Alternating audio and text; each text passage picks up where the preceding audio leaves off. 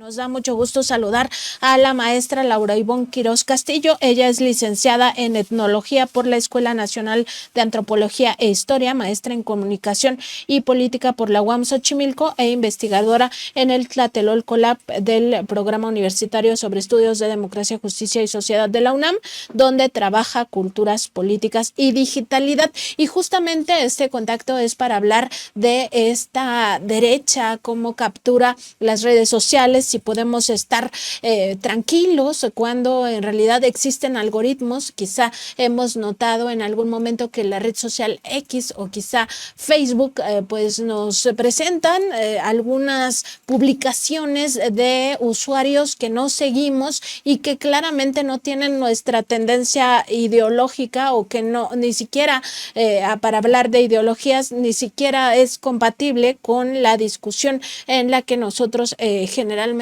participamos. Muy buenos días, maestra, bienvenida al programa de Contralínea. Hola, ¿qué tal, Nancy? Muy buenos días y muchas gracias por la invitación. Es un gusto estar aquí y muy bien, pues sí, justamente lo que estabas presentando.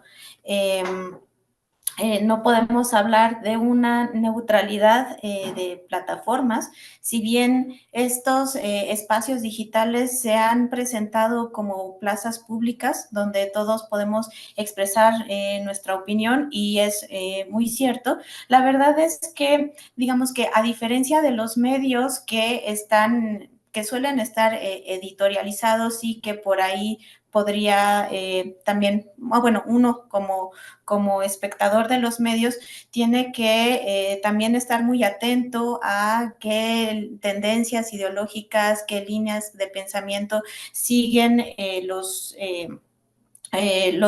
dueños o los administradores de estos medios. Lo mismo pasa con las plataformas, ¿no? Es cierto que hay una diversidad de usuarios y una diversidad de pensamiento de usuarios. Sin embargo, pues están gobernadas por otra lógica. Ya habías comentado que es una lógica del algoritmo, donde digamos que todos los datos que se están virtiendo, incluso los datos de los usuarios, están pues defragmentados. No hay, digamos, como que una línea narrativa estructurada, sino son aglomeraciones de datos que pueden estar configurados por nuestras afectividades, ¿no? Pero esta lógica de la algoritmización obedece a una lógica, o más bien una economía de la atención, donde lo más espectacular es lo que se va a mostrar. Por eso, si bien uno no es consumidor de ciertas narrativas, de ciertas publicaciones, por eso llega a aparecer en nuestro feed, ¿no? En la primera página, o digamos la primera pestaña, donde entramos a, pues ya sea X, Twitter, ya sea Facebook, ahora TikTok también en el para ti. Bueno, ahí son los temas en tendencia en general, pero también en particular de, bueno, qué es lo que nos interesa, es lo que nos va a aparecer de primera instancia, pero también intereses globales, ¿no?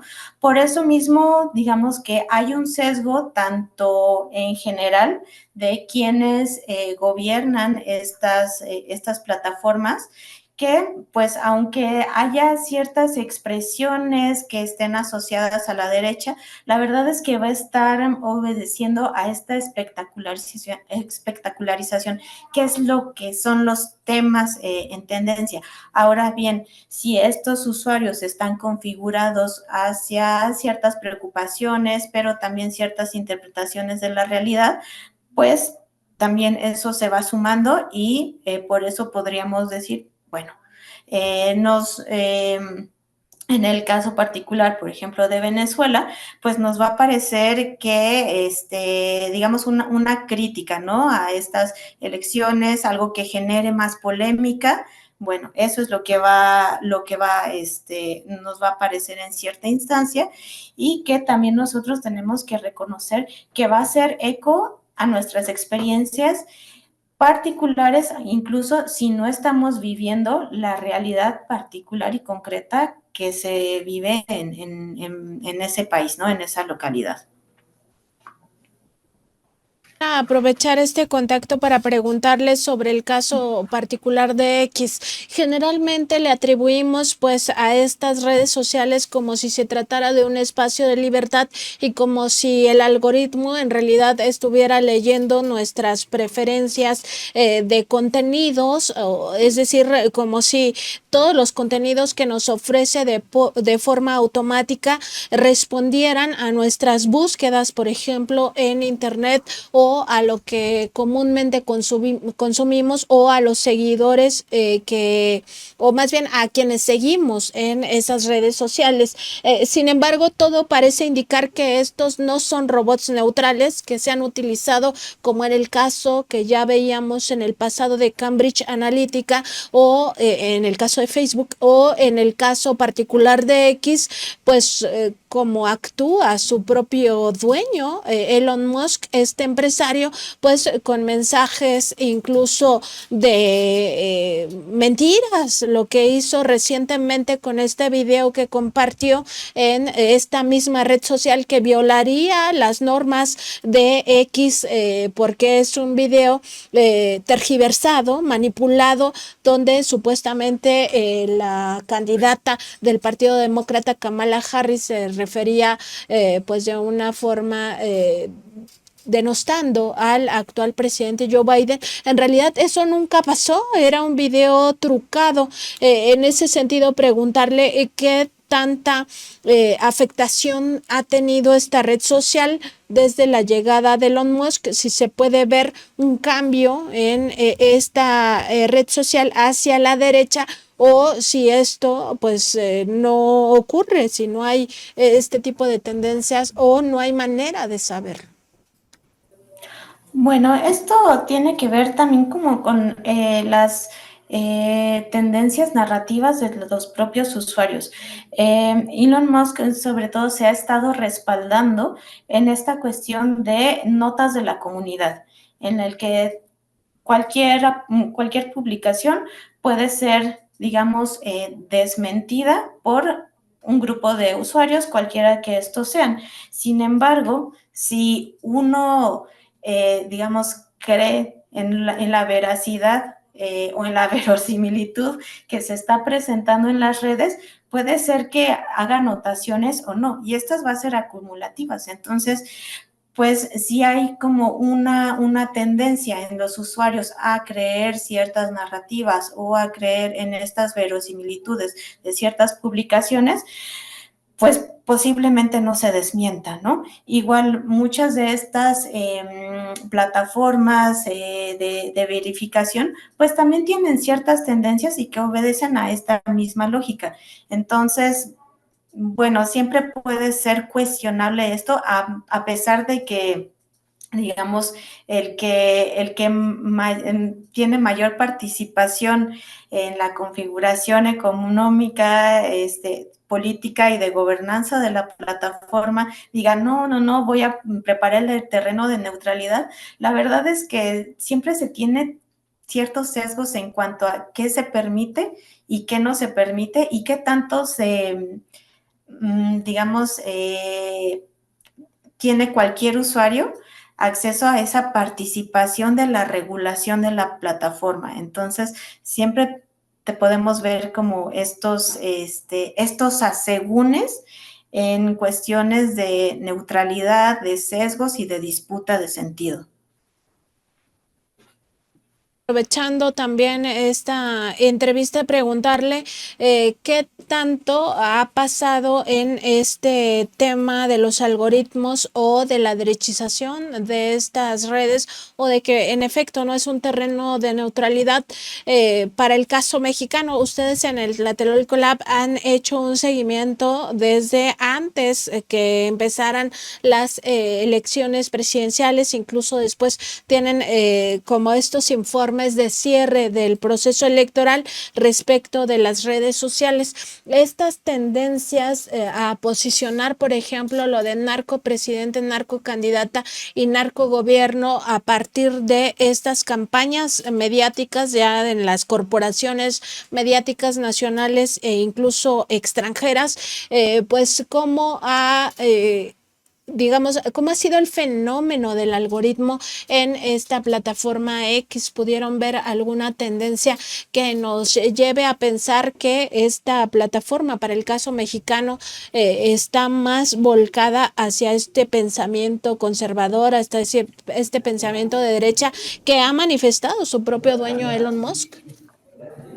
Ay, una disculpa, querida Nancy. Justo ahorita que estabas presentando la pregunta, se me fue la conexión de internet aquí en el trabajo. Entonces, por favor, si me la podrías repetir. Sí, no hay ningún problema, maestra. Es preguntarle si tenemos alguna experiencia en el caso mexicano de que estos algoritmos estén demostrando que hay una tendencia hacia la derecha. Se lo pregunto porque en este periodo electoral que ustedes estuvieron muy atentos desde el Tlatelolco Lab, pues se posicionaron estas narrativas de narcopresidente, narcocandidata y narcogobierno, que era claramente la narrativa de la derecha, de las corporaciones mediáticas, no solo mexicanas, sino también internacionales, que buscaban incidir en el proceso electoral. Claro, se hizo un seguimiento. No podríamos hablar como de si completamente eran tendencias de derecha o de izquierda, pero sí ciertos comportamientos y ciertos imaginarios, ¿no? En cuanto a poner, digamos, validar de manera negativa al gobierno del presidente Andrés Manuel López Obrador y todo lo que se le asociaba con él, y ciertos imaginarios así que más bien estaban despertando algunos temores, ¿no? Y que eso iba haciendo eco. Sin embargo, también hay que considerar que como explicaba, la tendencia, podríamos decir, afectiva y política de determinados usuarios, y que la verdad, estas demografías que están compuestas tanto por nacionalidades como de posturas políticas son bastante dispares. Entonces, no va a ser la misma tendencia en Estados Unidos que en México. En México hay, digamos, más usuarios de clase media alta con ciertas aspiraciones, ¿no? Y ciertas reproducciones de comportamiento en cuanto a consumos culturales, políticos, informacionales en general, que la verdad no son tan representativas y no necesariamente hacen eco más que en la polémica, tanto hacia otras redes sociales como, digamos, en la expresión de la realidad. Y esto puede ser bastante confuso, digamos, en términos de representación, ¿no? De realidades, porque podemos decir, es que todo el mundo está contra tal gobierno, cuando la verdad es pues una expresión mínima y que se manifiesta pues en otros espacios, como en este caso, en el caso particular de México, pues se expresó institucionalmente en las urnas, ¿no? Y que de hecho sí hubo un recuento, ¿no? De una petición de recuento de votos, y que la verdad al final benefició a la candidata ganadora, ¿no? Entonces, creo que poner como argumento Vox Populi, que no es siquiera una cuestión, una muestra netamente estadística, pues es bastante poco riguroso, la verdad, ¿no? Ya hemos platicado en el Tlatelolco Lab y también en otros espacios, que se van configurando estas cámaras de eco, donde lo que uno piensa, pues se va acumulando y se va acumulando y se va conformando como un pequeño mundo, un microuniverso dentro de un gran universo. Entonces, si vemos que hay ciertas polémicas, ciertas tendencias de plataformas, bueno, es como decir, si tal noticiero está criticando, todos los consumidores de ese noticiero van a tener la misma postura. La verdad, no, ¿no? Y también uno como usuario tiene el derecho a decir, bueno, ¿voy a participar o no voy a participar? Tal vez voy a enterarme de tal cosa y voy a participar en otro lado, ¿no? Entonces, como decir, ¿qué tan o sea, sí se puede manejar como herramienta política, pero al final no necesariamente va a tener una repercusión concreta en la realidad de la cual se está hablando. Y bueno, finalmente ya un breve comentario, maestra. ¿Es un error para las personas pensar que estas son redes libres, que hay una neutralidad, que todo se maneja como el ideal de la comunicación? ¿Eso sería un error seguirlo pensando? Pues tienen cierta libertad, pero también es cuestión de que uno mismo como usuario tenga la responsabilidad tanto de manejar esas redes como también de exigir la participación en el manejo y que se haga escuchar esas voces, ¿no? Tanto en ciertas regulaciones, no precisamente de contenido, pero sí de quienes pueden participar. Finalmente, hay que considerar que uno como usuario individual no va a tener el mismo poder tanto de comunicación en amplitud que un consorcio, por ejemplo, algún medio de comunicación más tradicional que, digamos, redes políticas, sí, no va a tener el mismo impacto, ¿no?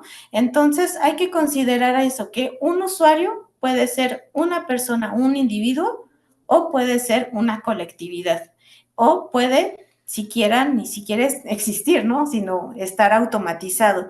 Entonces, sí hay cierta libertad, pero sobre todo,